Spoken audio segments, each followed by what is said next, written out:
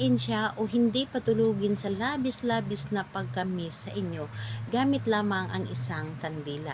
Hello mga guys, kumusta kayo? Panibagong araw, panibagong video na naman tayo, and sa araw na ito ay isa na namang video ang aking ituturo sa inyo na simpleng gabay o simpleng pamamaraan na makakatulong sa atin. At bago ang lahat, gusto ko lang mag-disclaimer sa mga taong hindi naniniwala at hindi gusto ang mga kagaya nitong video. Please skip this video and maghanap kayo ng videos na gustong gusto nyo, dahil ang video na ito ay para lamang ito sa mga taong naniniwala and gusto mag-try. Sa lahat po ng mga nagko-comment dito sa aking video dito sa loob ng aking channel, mag-ingat sa lahat ng mga nagre-reply sa inyo na dinadala ko sa kanilang WhatsApp and imo po upang makaiwas po tayo sa scam. Ngayon po ituturo ko sa inyo kung paano siya mababalisa, hindi makakatulog sa sobrang pagkamis sa inyo gamit lamang ang isang kandila. So, dito po ay pwede mo itong gawin sa parehas ang kasarian, babae to babae, and lalaki to lalaki. And syempre nun sa ating babae at lalaki na mag-partner. And pwede mo itong gawin kahit na kayo ay magkalapit o magka-LDR sa isa't isa.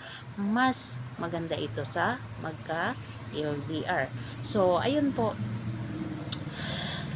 Ang kailangan lamang natin dito ihanda is kandila lamang.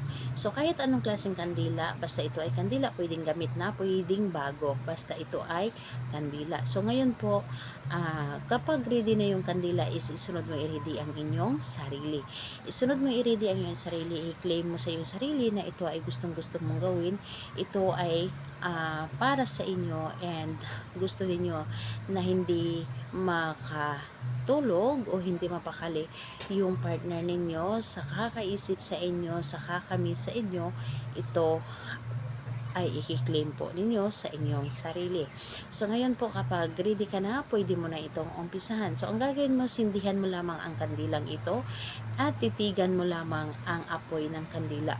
Titigan mo, kumbaga, kunin mo yung energy ng kandila.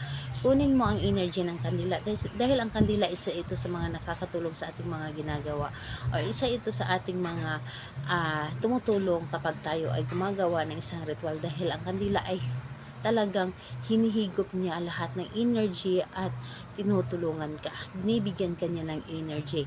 And ayun po, titigan mo lamang ang kandila at isipin mo ng isipin yung taong mahal po ninyo. Yung taong target po ninyo. And ibubulong po ninyo sa apoy ng kandila habang tinitigan po ninyo yung pangalan at apelyido ng inyong target, at sabihin mo dito kahit sa isip na lamang na mababaliw ka, mababalisa, hindi makakatulog sa sobrang pagkamis sa akin. Gustong gusto mo na makasama ako, gustong gusto mo na mayakap ako, makita ako, makausap ako.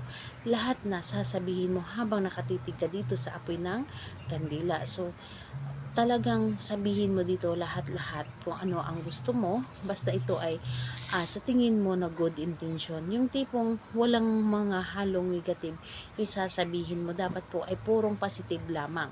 So, sabihin mo dito lahat-lahat ang gusto mo. So, ayun po, kapag nasabi mo na dito lahat-lahat, hayaan nyo muna ng mga ilang minuto yung kandila na nakasindi. And, ayun po, habang kiniklaim po ninyo ang energy or hinihigop po ninyo ang energy ng kandila. And, syempre, mag-isip kayo or kailangan na positive yung nasa isip ninyo at hindi negative.